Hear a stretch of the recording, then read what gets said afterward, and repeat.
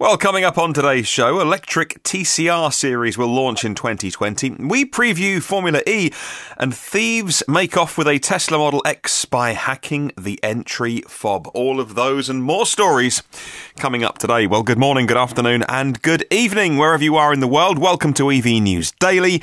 It is Tuesday, the 23rd of October, 2018. It's Martyn Lee here, and I've been through every EV story I can find today, so you don't have to.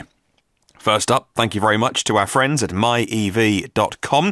As always, they help make the show. They've built the world's first marketplace specifically for electric vehicles. Now, that is totally free to check out at myev.com. If you want to buy or sell and learn and research about EVs as well, it's a great place to go. They're always publishing new articles in their research and learn section as well. And I don't know about you, I like to do a bit of window shopping.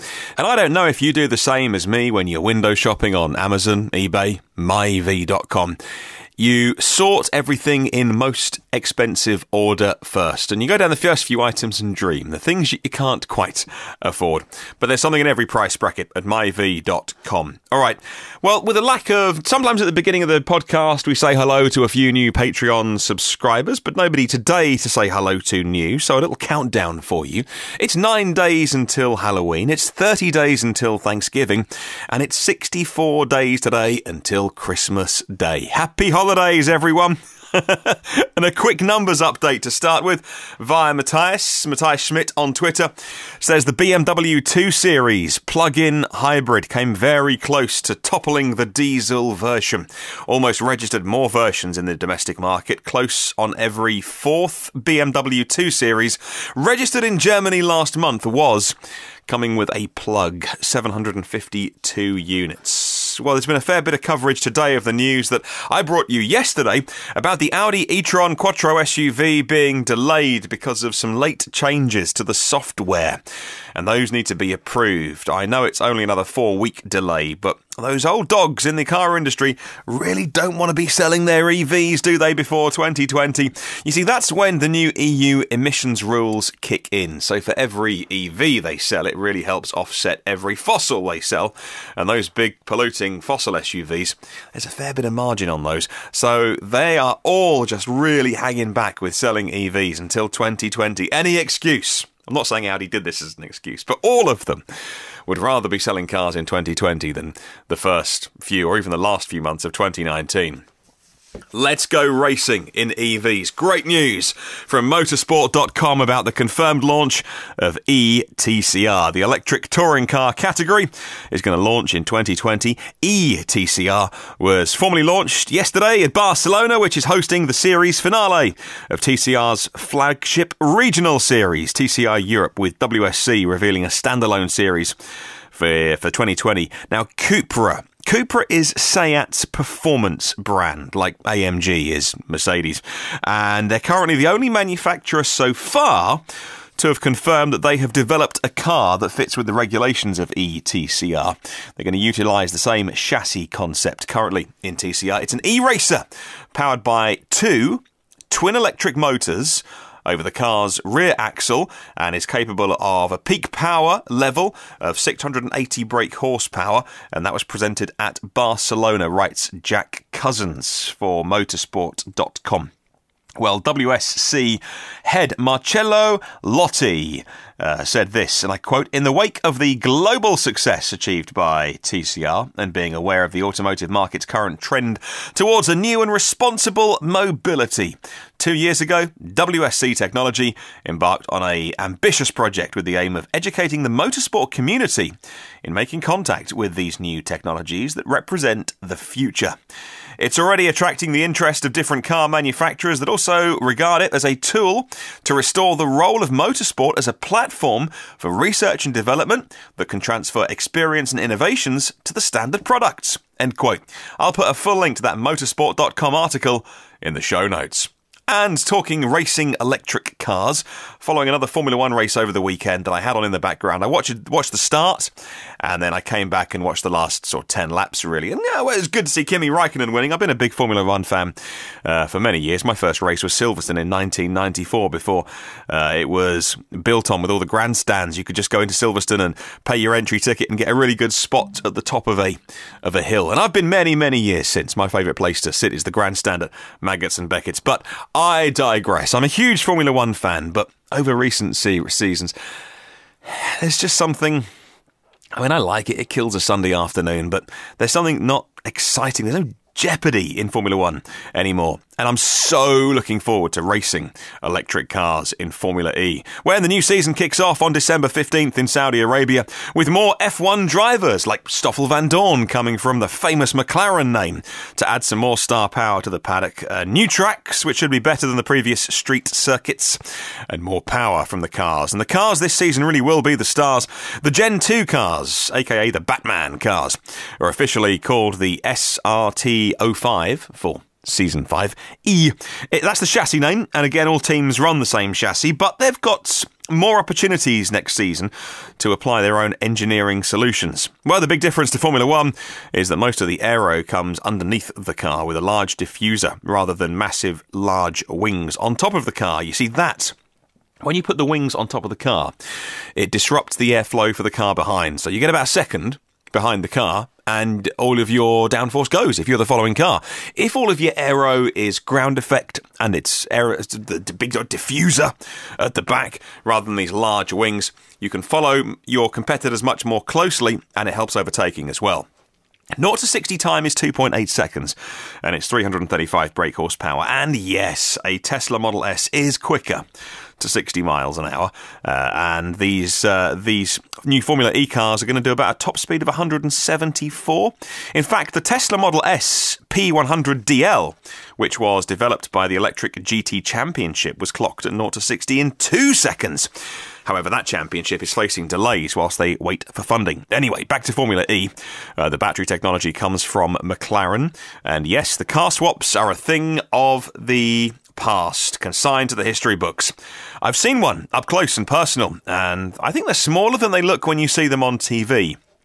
Somehow, the new cars are 5.1 metres long and 1.77 metres wide. Can't wait for that new Formula E season to begin, and following some very exciting racing. Well, from that to this, and something that would break many people's hearts, a Tesla owner has recorded thieves stealing his own Model S by hacking the passive entry system, and he put the video on YouTube so that we can all watch and learn, you would say. It shows the thieves using a tablet to capture the passive signal from the key fob and using the data to open the vehicle. Now, amusingly, the pair didn't drive off as quickly as they could because they couldn't work out how to drive the thing, and also how to detach the charging cable. Just to push that button. There we go. Reports Steve Dent for Engadget. You can follow him at Steve T. Dent, an excellent writer. Tesla has recently implemented features to deter passive entry theft, but the owner did admit he didn't use them. He failed to activate the pin to drive feature that requires a code to be entered before you can drive off. It's not the biggest hardship entering a code when you get into a car. He also left passive entry, which opens the car when you walk up to it with the fob enabled, even though it was parked outside his house. I'll put a link to the Engadget article in the show notes. Have you got any of these little wallets that you put your key inside? Because it's bothered me. See, we now keep our keys the other side of the house, and it is a bit of a faff because we used to keep all of our keys by the front door, which is a security risk, so we don't anymore. None of our keys are stored by the front door, but particularly I'm thinking, do I need to buy one of these, what are they, like sort of signal proof wallets? Because it does bother me.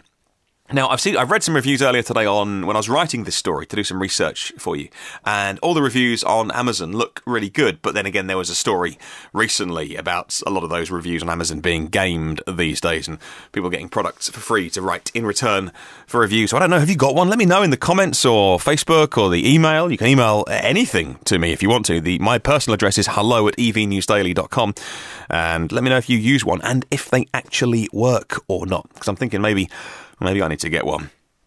Well, Australia's first 350 kilowatt charging network is getting up and underway. EV owners down under will soon have access to a network of EV fast chargers to enable up to 400 k's of range in just 15 minutes charging of those brand new generation cars that are coming. Australian startup ChargeFox has successfully raised $15 million to establish a network of fast chargers around the country, powered exclusively by renewable energy. The company, co-founded by Jet Charge, says it's going to roll out the stations at 21 locations initially, headed by sites in North Victoria. The stations are billed as the world's first solar and storage charging stations at 350 kilowatts. I guess that is the caveat there. They have to add the 350 kilowatts bit because there are plenty of solar and storage attached to fast chargers. I think Tesla have a pretty good range of solar and storage next to some of the superchargers.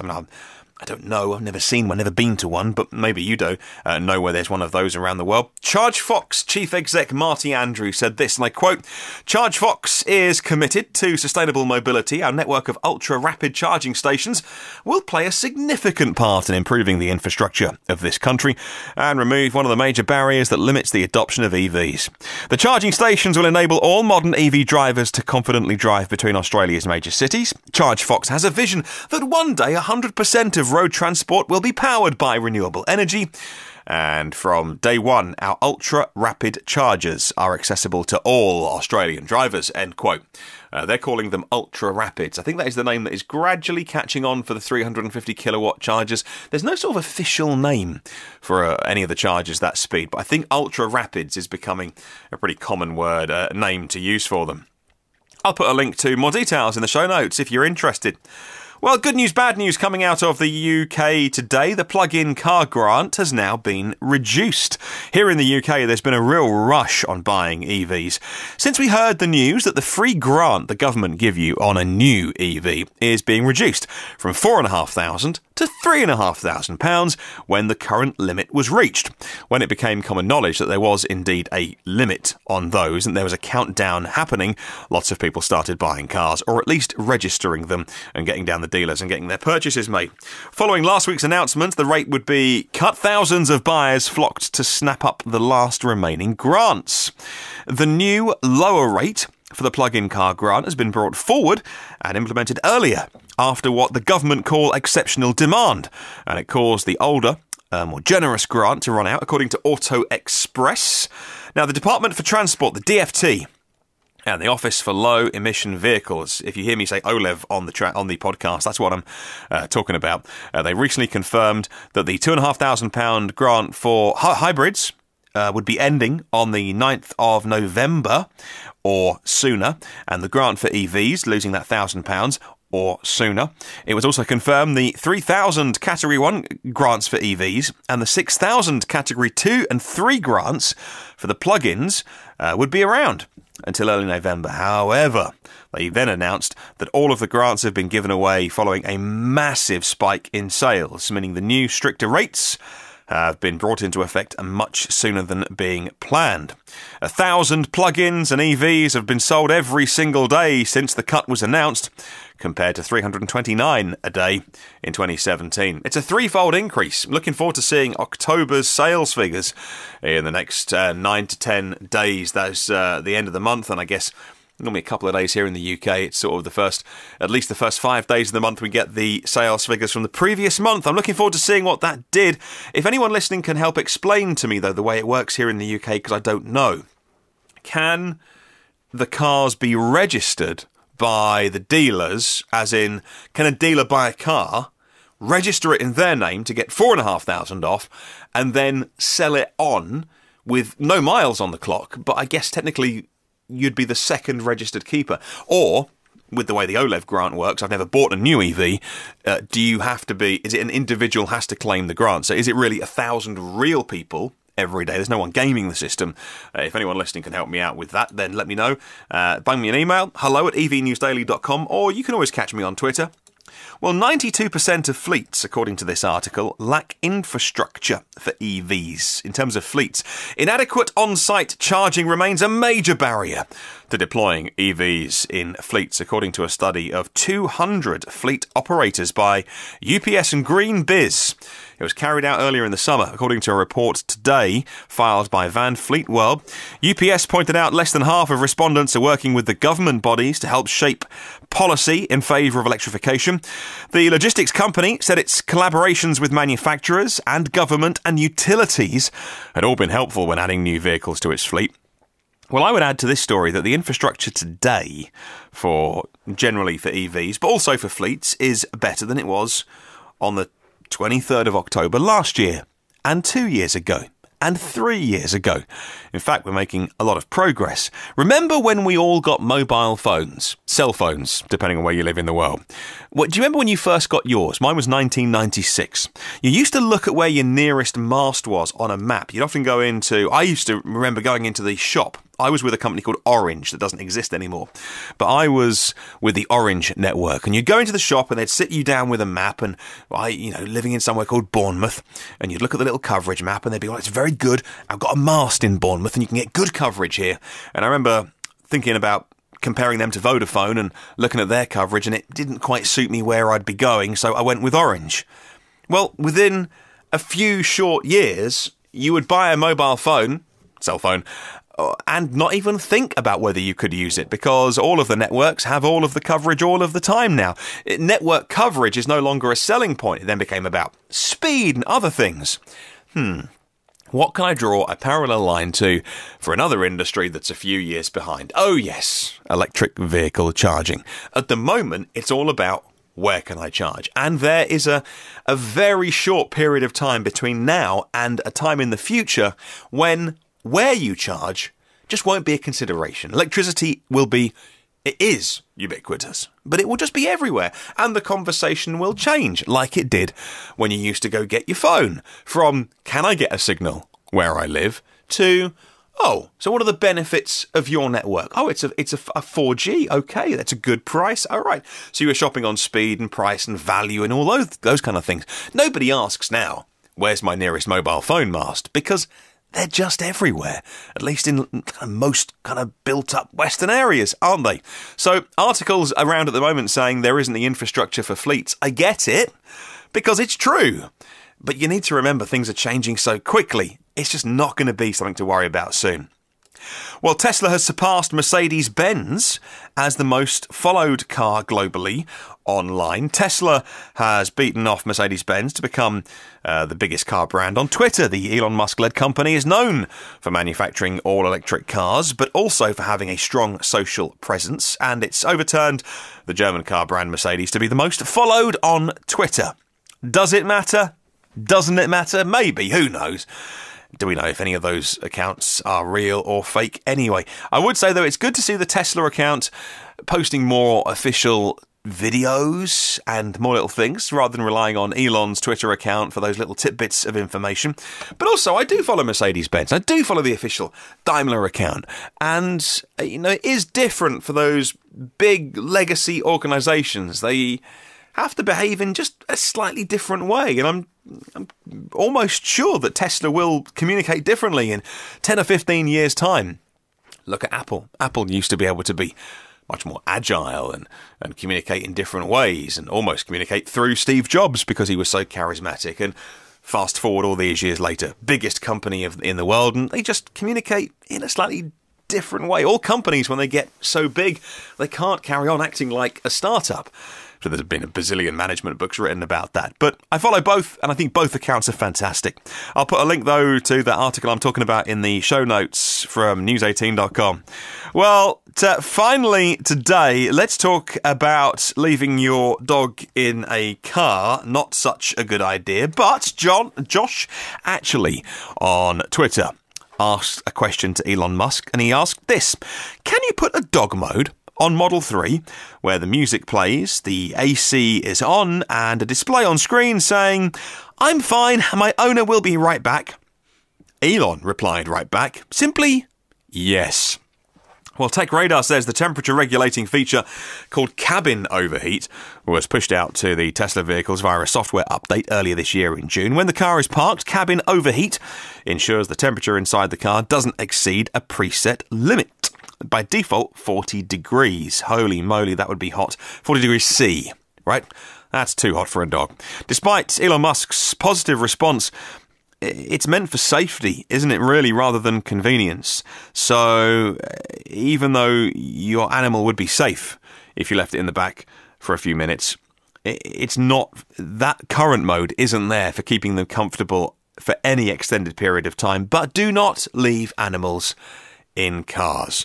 The American Society for the Prevention of Cruelty to Animals advises that you never leave a dog in a parked car for however long, and actually notes that it is illegal in several states as well. It's just a bad idea. So lots of people have got excited on the internet today saying, oh wow, Tesla's going to let us leave our dogs in the car. I think that would be a very, very bad idea to rely on technology. Well, let's get on to your question of the week this week. Thanks to myev.com. They've set us another question of the week, and I love these. We always always read out your answers on a Sunday and set a new question on a Sunday. So if you haven't downloaded last weekend's podcasts, Saturday, by the way, quick mention for the interview. The interview on Saturday has gone down particularly well. I think I've got so many emails about it over the weekend. I mean, it was a fascinating interview. Don't get me wrong, but I am surprised how many people have been really happy with that one. Paul Glennie is the US CEO of Hubject, and Aaron Fisher is the founder of Recharge. Hubject are all about e-mobility and interoperability, so joining together things like the automakers, the different charge operators, and making everything just work seamlessly as one. And Recharge are all about being able to use your car for payments. So going up to any charger, plugging it in, and it just all happens. So they sort of do the B2B side of it, and to help electric car makers sell an EV in the future, that doesn't matter what charger you plug into. You just turn up at a charger, plug it in, and go. That's as frictionless as it should be. And then you just get a bill at the end of the month. And so those, it was two people on the podcast, a double interview. And like I say, gone down really well. And so if you want to download that was Saturday's podcast. Patreon subscribers, $10 a month. Remember that you've got your bonus episode of the weekend, where we go through all the stories that I just didn't have time for, because I try and keep the podcast below 20 minutes. And I'm failing miserably today. And also on Sunday's podcast, we go through all of your answers to question of the week and set a new one, which is this. Putting aside range, because everyone wants more range. It would be the easy answer, but you can't say range. What do you think is lacking in today's EVs? Is it a sense of design? Is it more options? Maybe Tesla's buyers want more colour options from the paint shop. Is it a choice of models? Is it a lack of education? Is it a lack of affordability? Is it even a lack of awareness? So we'd love to know what is really lacking in today's EVs. What stops people buying? What stops you buying? And if you are an EV owner now, what stopped you buying? Thank you very much to 106 patrons of the podcast. If that sounds like it's up your street, you can investigate more. Patreon.com/EV News Daily. If you feel like supporting the podcast, there are 273 previous episodes from where you get your podcasts from. The blog is evnewsdaily.com. If you could do one thing for me, it would be to leave a review on whatever platform you consume it on, and even share it with. If there's one person that you think would love to learn about electric mobility, sustainable transport, please share this podcast. I'm doing all I can to make it as compelling as possible, as many stories that are relevant, interviews, all those kind of things. And I really hope that in return, if you can just share it with one person who you think, you know what, I think so-and-so might be interested in that. Please share the podcast and help us spread the word. In the meantime, catch me on the socials by searching for EV News Daily. Really have a wonderful day, and I'll catch you tomorrow.